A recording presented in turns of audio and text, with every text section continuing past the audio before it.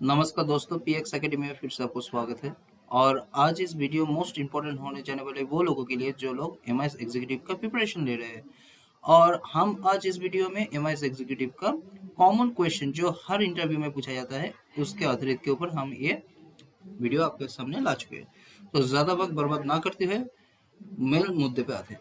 चलिए पहले क्वेश्चन देखते हैं। पहले क्या है, यहाँ पे दोनों टेबल दिया चुका है, टेबल 1 एंड टेबल 2, और उसमें कुछ इन्फॉर्मेशन आपको दिया गया है। जैसे एम्प्लॉय नेम दिया गया है टेबल के 1 के अंदर, उसका एम्प्लॉय आईडी, सैलरी, उसका ब्लड ग्रुप। और टेबल 2 में क्या है, यही आईडी दिया गया है उसका, इस आईडी के जो ईमेल आईडी है इस आईडी के अगेंस्ट, और उसका फोन नंबर यहाँ पे दिया गया है। मतलब ये एम्प्लॉय आईडी की यहाँ पे दिया गया है और अलग टेबल में दिया गया है, उसका ईमेल आईडी और फोन नंबर दिया गया है। ठीक है, आपको क्या करना है, इस एम्प्लॉय आईडी के अगेंस्ट ये दोनों टेबल के अंदर से ये VLOOKUP फॉर्मूला के द्वारा आपको ये डेटा को एज इट इज, जो इस आईडी का अगेंस्ट में जो जो डेटा है सब डिटेल्स आना फेच करके लाना है। तो लुकअप के द्वारा आपको कैसे करना है, पहले करने के पहले एक चीज बहुत अच्छे से देख लीजिए। यहाँ पे जो एम्प्लॉय आईडी है, VLOOKUP क्या फंक्शन है आप जानते हैं। VLOOKUP लुकअप वैल्यू जहाँ पे होता है वहां से हमको रेंज शुरू करना पड़ती है और एंड तक जो टेबल होता है वहां तक, एंड डेटा तक आपको रेंज खींचनी पड़ती है VLOOKUP का जो टेबल आईडी होता है। और VLOOKUP लुकअप वैल्यू जिस कॉलम में रहती है उस कॉलम की से जो कॉलम में VLOOKUP की जो कॉलम और VLOOKUP का जो लुकअप वैल्यू होता है उसका जो कॉलम होता है उससे लेफ्ट टू राइट जो होता है वो लुकअप करता है। पर उसका पिछला वाला हिस्सा, जैसे कि ये अगर लुकअप, ये एम्प्लॉय आईडी लुकअप वैल्यू है, यहाँ पे देख रहे हैं आप, और यहाँ पे भी टेबल 2 में भी एम्प्लॉय आईडी है, तो कॉमन जो होता है वही लुकअप वैल्यू लेते हैं हम, और यूनिक होना चाहिए। तो ये लुकअप वैल्यू है, और इस लुकअप वैल्यू का कॉलम जो नंबर है, जैसे समझिए टेबल 1 का है, टेबल 1 का लुकअप जो वैल्यू एम्प्लॉय आईडी की कॉलम पे अंदर है। तो एम्प्लॉय आईडी से यहाँ तक आप रेंज खींचिएगा। रेंज खींच के हम क्या कर सकते हैं, VLOOKUP का लुकअप वैल्यू दिस, मतलब ये एम्प्लॉय आईडी टेबल एरे, ये पूरा जहाँ जहाँ तक हमने सिलेक्शन करके दिखाया वहां तक, और कॉलम इंडेक्स नंबर देते हैं। पर यहाँ पे देखिए एम्प्लॉय आईडी तो दिया चुका है, पर इसका एम्प्लॉय नेम हमको निकालना है। तो एम्प्लॉय नेम निकालने के लिए VLOOKUP क्या करती है, लेफ्ट से राइट तक डेटा खींचती है, सॉरी लेफ्ट से राइट तक डेटा को लुकअप करके लाती है, पर उसका उल्टा वाला जो कॉलम होता है, मतलब उसका जो आगे वाला कॉलम को नहीं लुकअप कर पाता है। तो इसलिए इस मुद्दे में हम क्या करेंगे। और एक चीज समझिए, ये जो एम्प्लॉय नेम, सैलरी और ब्लड ग्रुप को आपको तो इस टेबल 1 पे मिल जाएगा, बस सैलरी और फोन नंबर तो अलग टेबल में है, देखिए ना। और इसमें देखिए इसका जो सीक्वेंस है आईडी का ये अलग है। इसमें सीक्वेंस कैसा है, 1001 1002 3 4 5 7 6 7 करके है। पर इसमें थोड़ा उल्टा पुल्टा करके इसमें एम्प्लॉय आईडी दे चुका है, उसका अगेंस्ट में ईमेल आईडी और इसमें फोन नंबर दिया गया, मतलब इसका सीक्वेंस चेंज कर दिया गया है। तो इस आपको यहाँ इसमें तो phone number salary, phone number email ID तो नहीं मिलेगा तो दूसरे टेबल में। तो इसको भी कैसे डायनेमिक करेंगे, इस इसको करना है आपको डायनेमिकली, जैसे एक ही फंक्शन अपने लगाना है और सारे चीज ऐसे एजिटिस इसके अगेंस्ट की जो 101 जो एम्प्लॉय आईडी के उसका अगेंस्ट में आपका जो उसके employee name, salary, phone number, email ID हम ब्लड ग्रुप लिखाएंगे। कैसे लाएंगे देखिए, इजिकल टू पहले क्या करेंगे, VLOOKUP लगाएंगे। लुकअप वैल्यू क्या हो जाएगा, ये एम्प्लॉय आईडी हो जाएगा। और इसके क्या करेंगे, इसमें हर चीज ध्यान में रखिएगा, इसमें कॉलम को हम पेज करेंगे डॉलर साइन देके, कॉमा दे देंगे। और इसमें क्या है, आपको जो मैंने पहले डिस्कस कर लिया था, जो लेफ्ट से राइट तक डेटा उठा कर देते हैं VLOOKUP, तो आपको क्या करना है, रिवर्स VLOOKUP करना है। तो इसलिए क्या करेंगे, हम इसमें फंक्शन देके चूज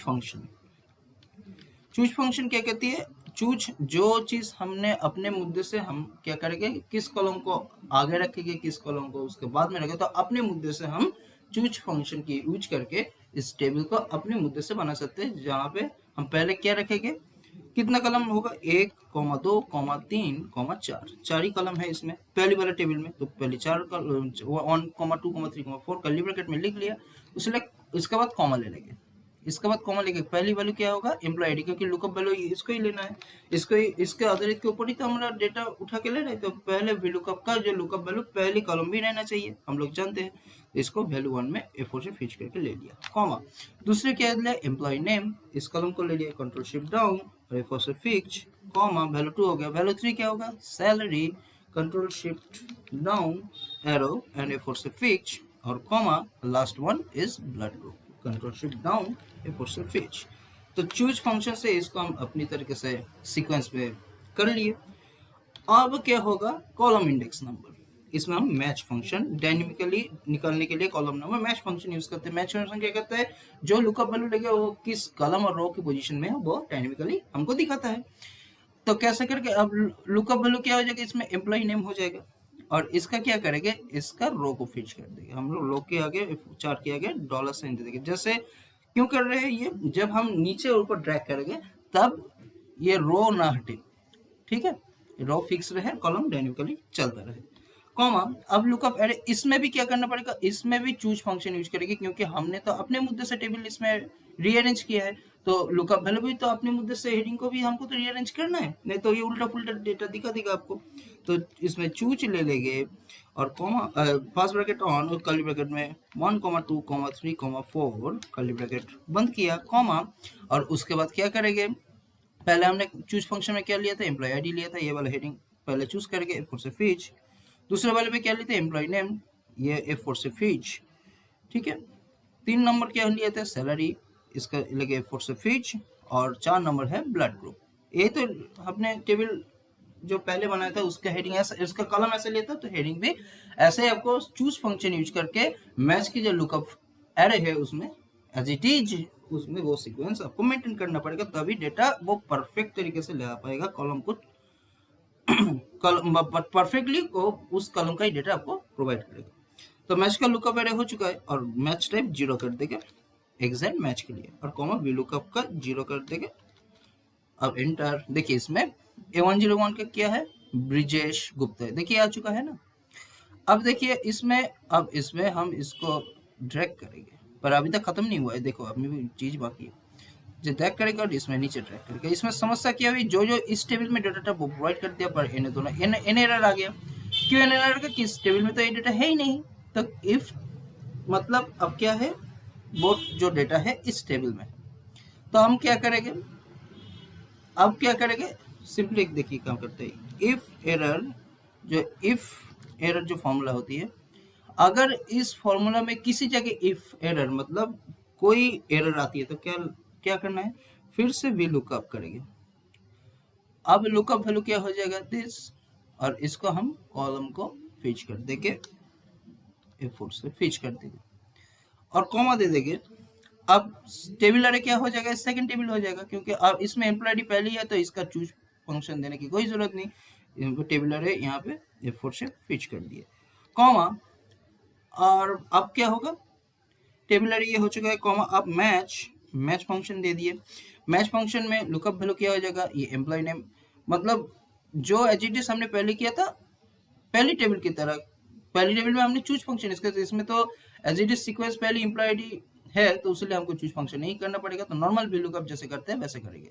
तो मैच में क्या लेंगे, मैच का लुकअप वैल्यू ये एम्प्लॉय आईडी हो जाएगा, इसका क्या करेगा, रो को फिच कर देंगे, रो को फिच कर दिया क्योंकि हमको ड्रैग करना है, और कॉमा लुकअप अरे क्या हो जाएगा, ये वाला पूरा हेडिंग हो जाएगा, इसका सीक्वेंस तो हमने चेंज नहीं किया तो वैसे जैसा है वैसे ही रखेंगे, कॉमा 0 एग्जैक्ट मैच के लिए और वी लुकअप का 0 एग्जैक्ट मैच के लिए, इफ एरर का वैल्यू यही हो जाएगा। मतलब अगर इसमें कोई एरर आ रही है मतलब वो ये टेबल 1 में नहीं है तो टेबल 1 का वी लुकअप एरर आ रही है तो क्या दो, इफ एरर के जो वैल्यू है वी लुकअप वाला सेकंड वाले के जो वी लुकअप है सेकंड वाले टेबल के आधारित के ऊपर जो वी लुकअप जो हमने सेट किया वो दे दो, सिंपली एंटर।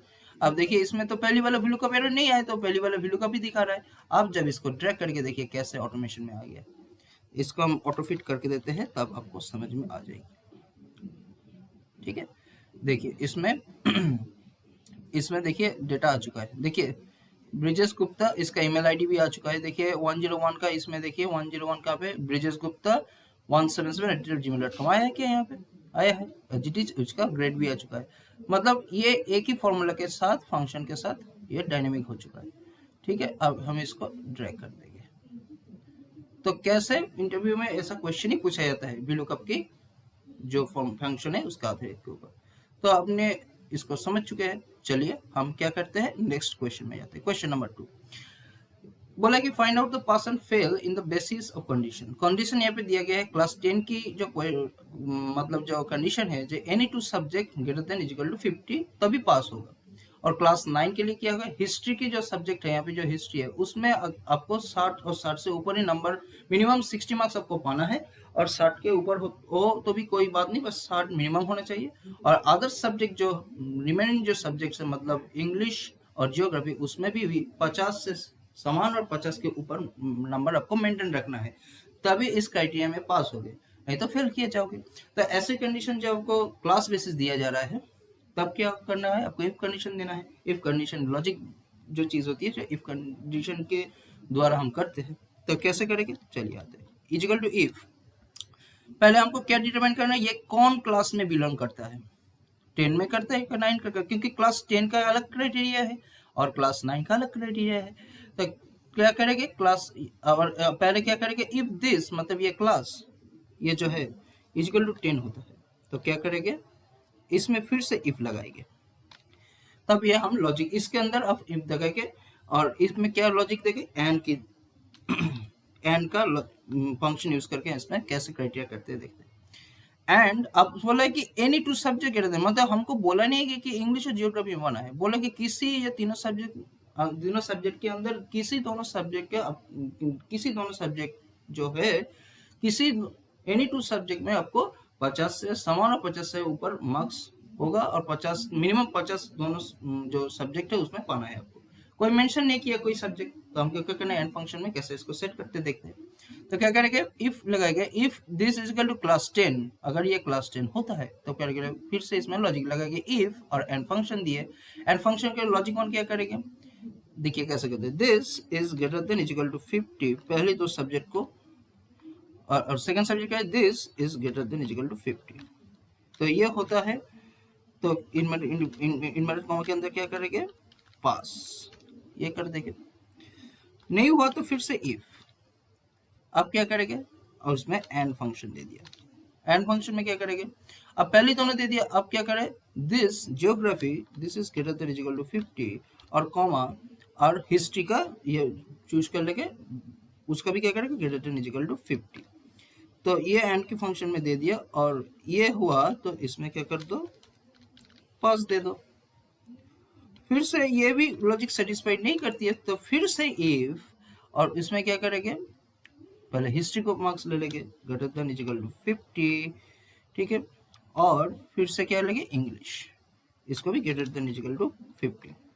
तो ये हुआ एंड के अंदर, तो भी इसके अंदर क्या दे दो, पास दे दो। और ये कंडीशन भी सेटिस्फाई नहीं करती तो क्या होगा, फेल हो जाएगा, है ना, फेल हो जाएगा। तो ब्रैकेट क्लोज कर दिया। तो ये कंडीशन तभी होगा जब ये क्लास 10 सेटिस्फाइड करेगा। अगर नहीं है, इफ वैल्यू फॉल्स, तो क्या करेंगे इफ, फिर से लगाएंगे इफ। अब इसमें क्या है, क्लास 9 क्या बोला है, क्या हिस्ट्री का क्या हाल है, greater than is equal to 0, इसको होना है। तो इसमें भी एंड फंक्शन यूज करके एंड इसमें भी क्या करेंगे, हिस्ट्री ये क्या होना चाहिए, greater than is equal to 60 और कॉमा दे देंगे। और रेस्ट टू सब्जेक्ट कितना है, मतलब हिस्ट्री के छोड़कर जो सब्जेक्ट है इंग्लिश और जियोग्राफी उसमें भी क्या करना है, 50 से ऊपर और 50 के समान, मतलब मिनिमम 50 मार्क्स आपको पाना है, तभी ये क्राइटेरिया सेटिस्फाई होगा, तभी पास होगा। तब उसको भी लॉजिक देना है ना, तो क्या करेंगे, दिस मतलब English greater than is equal to 50 और कॉमा, जियोग्राफी में this greater than is equal to 50। तो ये भी एंड के फंक्शन में ये हो जाएगा। अगर ये सेटिस्फाइड हुआ तो इन ट्रू में क्या कर देंगे, इनवर्ट कॉमा के अंदर पास, अदरवाइज क्या कर देंगे, फेल, ठीक है।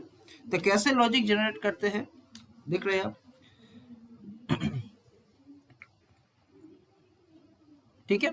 इसमें आपको लॉजिक देखिए, कुछ में किसी जगह में हमने ब्रैकेट, और देखिए इसमें एंड फंक्शन हमने नहीं लिखा, इसीलिए इसमें गड़बड़ी है, एंड फंक्शन के अंदर ये देना पड़ेगा आपको एंड, ठीक है। तो अब देखिए इसमें क्या हुआ, पास और फेल, और नहीं होता तो देखिए पहले इफ का क्या कंडीशन है, इसमें हर ब्रैकेट को अच्छे तरीके से चेक करना पड़ता है। तो पहले क्या कंडीशन था, d4 इज इक्वल टू 10, मतलब ये क्लास अगर 10 होता है तब इफ कंडीशन में क्या दिया, एंड दिया, इसके अंदर इंग्लिश जो सब्जेक्ट ये ग्रेटर देन इक्वल टू 50 होता है, और जियोग्राफी अगर ग्रेटर देन इक्वल टू 50 होता है, ये दोनों marks greater than equal to 50 होता है, पास दे दो। अगर नहीं होता फिर से इफ देंगे, और एन के अंदर क्या दे लगे, जियोग्राफी और हिस्ट्री, ये अगर 50 से और समान और ऊंचा होगा तब पास दे दो। फिर से नहीं होता तो क्या देते हैं, इफ एंड फंक्शन के अंदर क्या करेंगे, हिस्ट्री और इंग्लिश ये अगर ग्रेटर देन इक्वल टू 50 होता है तो पास दे दो, अदरवाइज फेल दे दो, है ना। ये क्या होगा, क्लास 10 के जो है इसका ये हो जाएगा, ठीक है। ये इफ कंडीशन का पहले ये है, ठीक है। और दूसरी वाले में क्या है, दूसरी वाले में जो चीज है जो क्लास 9 का, क्लास 9 का क्या करेंगे, क्लास 9 का जो है, क्लास 9 का जो है, क्लास 9 में क्या किया, मतलब जो इसमें क्लास 10 होगा, डिफॉल्ट अगर क्लास 10 होगा तो पहली वाला कंडीशन में सेटिस्फाई कर दिया, और जो अगर डिफॉल्ट अगर इक्वल टू 10 नहीं होता तो क्या होगा, क्लास 9 ही होगा। तब क्या होगा, इफ एंड फंक्शन लिए, और इसमें क्या है, हिस्ट्री में क्या बोला, ग्रेटर देन इक्वल टू 60 होना चाहिए, ये पहली शर्त है। दूसरा शर्त क्या है, हिस्ट्री को छोड़कर जो दोनों सब्जेक्ट है, इंग्लिश और ज्योग्राफी, उसमें भी greater than equal to 50 marks होना चाहिए, तो वो भी इसमें एंड के अंदर सेकेंड लॉजिक और थर्ड लॉजिक दे दिया, और इसको ब्रैकेट क्लोज किया, अगर ये ट्रू होती है तो पास, अदरवाइज क्या होगा, फेल हो जाएगा। इसके bracket close and enter. Sorry कुछ दिक्कत हुई है, रुको एक minute. If this equal to, देखिए रुको एक मिनट, थोड़ा कहाँ पे गलती हुई देखता हूँ मैं, यहाँ पे कुछ ब्रैकेट ओपन क्लोज में कुछ गड़बड़ी हो चुकी है, देखो दिखाता हूँ उसको। एंड दे दिया, इसमें पास दे दिया, इफ एंड, ठीक है, पास, अदरवाइज इफ, ठीक है, अदरवाइज फेल, ठीक है, इसमें हो चुका है, ठीक है। इसमें हो चुके हैं, इफ का एक ब्रैकेट क्लोज हो जाएगा, ठीक है। इसमें एक ब्रैकेट हमने क्लोज नहीं किए थे, अब इसमें सही है, ठीक है। अब एंटर डालते हैं और एंटर। तो इसमें देखिए हर चीज को आपको ध्यान में रखना पड़ेगा कि आपका सब ब्रैकेट ऑन है कि ऑफ है। इसमें एक ब्रैकेट ऑफ नहीं करके तो इसमें गड़बड़ी हो जाएगी। तो इसमें देखिए क्या हो गया, पास हो गया। अब इसको ड्रैग करेगा, हम जस्ट ड्रैग कर देंगे। देखिए इसमें क्या हो गया, इसमें देखिए पास क्यों हुआ, एक क्लास 10 है, क्लास 10 में क्या हुआ, बोला कि एनी टू सब्जेक्ट, इसमें दोनों सब्जेक्ट में तो 50 से ऊपर और 50 से समान तो मार्क्स पाई है, इसलिए पास हो गया। प्लस इसमें क्लास, यहाँ पे देखिए 10 एक फेल भी है, देखिए देखिए कहाँ पे है, कहाँ पे है, कहाँ पे है, नहीं इसमें क्लास 10 में कोई फेल नहीं। देखिए क्लास 9 में एक फेल है। क्लास 9 में क्यों फेल है, क्लास 9 में फेल है क्योंकि इसमें क्लास 9 में क्या बोला कि हिस्ट्री में अगर आपको क्या है होना चाहिए, ग्रेटर देन इक्वल टू 60, इसमें तो 55 लिया है। और उसमें क्या है, दोनों सब्जेक्ट में और हिस्ट्री को छोड़कर दोनों सब्जेक्ट में 50 और 50 के ऊपर मार्क्स होना चाहिए। 50 को मिनिमम मार्क्स होना ही चाहिए, 50 के ऊपर होगा तो चलेगा। पर ये फर्स्ट कंडीशन उसने क्या किया, सेटिस्फाई नहीं किया क्लास 9 के जो कंडीशन है उसके आधारित के ऊपर। ये सेकंड कंडीशन उसमें सेटिस्फाइड हुआ, फर्स्ट कंडीशन नहीं हुआ, तो इसलिए वो फेल हो गया। अगर आप में इसमें चेक करना चाहते हो, देखो इसमें आप लॉजिक 6 से जले क्यों नहीं, मैं इसमें किसी एक का मार्क्स, ठीक है, किसी एक का मार्क्स मैं इसमें 40 कर देता हूँ। देखिए इसमें फेल आ जाएगा क्लास 10 के ऊपर।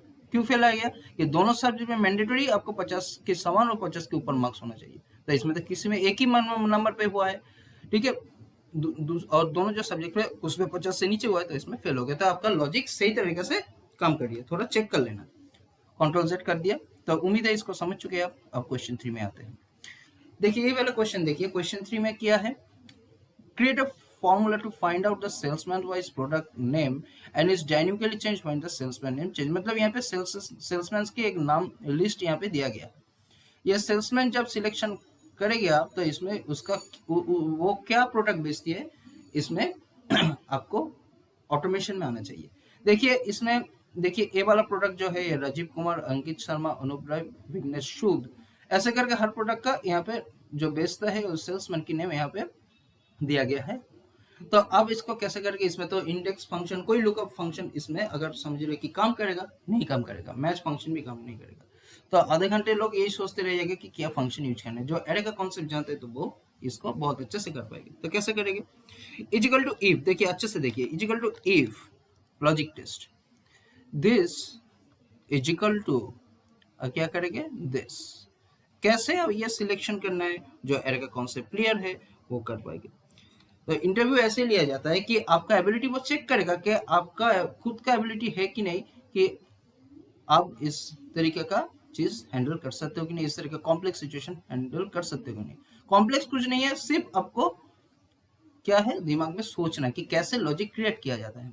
तो क्या है समझिए, अगर ये एम्प्लॉय दिस, सॉरी इसमें इजिकल टू दे दे, दिस इजिकल टू दिस, मतलब यहाँ पे ये एम्प्लॉय, ये पे जितना हमने सिलेक्शन किया, यहाँ पे जहाँ पे ये ट्रू दिखाएगा, मतलब जहाँ पे ये माने ये और ये माने ये जो बोनिता विश्वास जो है, ये इजिकल टू अगर यहाँ पे जितना एम्प्लॉय है उसमें सिलेक्शन कर दिया, तो क्या होगा, यहाँ पे वो दिखेगा कि बोनिता विश्वास यहाँ पे कहाँ, किस इस रेंज के अंदर कहाँ पे है, वहां पे ट्रू हो जाएगा।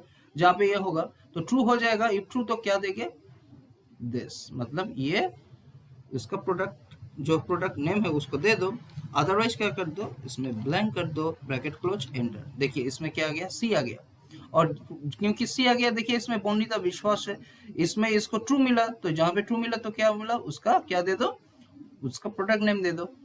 तो प्रोडक्ट नेम दे दिया, उसमें प्रोडक्ट नेम क्या दे दिया, सी को दे दिया। हमने कैसे सिलेक्शन किया था, ऐसे सिलेक्शन, मतलब यहाँ पे ट्रू हो तो इसका रो की समान, इसका रो की मतलब क्या है, एरे कैसे काम करती है, ये जहाँ पे देखा, ये जो पोजीशन में रो की पोजीशन में उसका पोजीशन का ही वो प्रोडक्ट की नेम दे दिया, तो इसमें सी आ गया, और जो नहीं है उसमें ब्लैंक दे दिया। अब इसमें क्या करना है, सिर्फ इसको कॉन्कैट कर देना है, कॉन्कैट, कॉन्कैट फंक्शन जो एकत्रित करता है, कॉन्कैट इसमें कर दिया। तो अब क्या होगा, देखिए अब हम इसमें डायनेमिक करके देखिए, इसमें सुमन सेन हम ले रहे हैं, सुमन सेन ले रहे हैं, सुमन सेन का क्या रहा है, सुमन सेन का जो है, सुमन सेन, देखिए इसमें सुमन सेन कहाँ पे, देखिए सुमन सेन, इसका भी प्रोडक्ट सी है, ठीक है। हम एक और नाम लिखते हैं, अंकित, अनिकेत शर्मा, अनिकेत शर्मा का क्या प्रोडक्ट है, ए है। देखिए अनिकेत शर्मा, ये देखिए हुआ ना डायनेमिक, अनिकेत शर्मा, इसका प्रोडक्ट नेम ये है। तो समझ चुके हैं कैसे करना है, तो आपको लॉजिक क्रिएट करना जानना पड़ेगा कि कैसे लॉजिक क्रिएट करना होती है। चलिए, ये पार्ट 1 वीडियो था, और इसमें हम क्वेश्चन 1, क्वेश्चन 2, क्वेश्चन 3 को डिस्कस कर चुके हैं, और हम नेक्स्ट वाले पार्ट 2 के जो एमआईएस एग्जीक्यूटिव का जो कॉमन क्वेश्चन है उसका क्वेश्चन 4 और क्वेश्चन 5 को सॉल्व करके दिखाएंगे, और कुछ क्वेश्चन ऐड भी करेंगे, क्वेश्चन 6 और क्वेश्चन 7, उसको भी हम इस नेक्स्ट वीडियो की जो पार्ट 2 होगा उसमें डिस्कस करेंगे।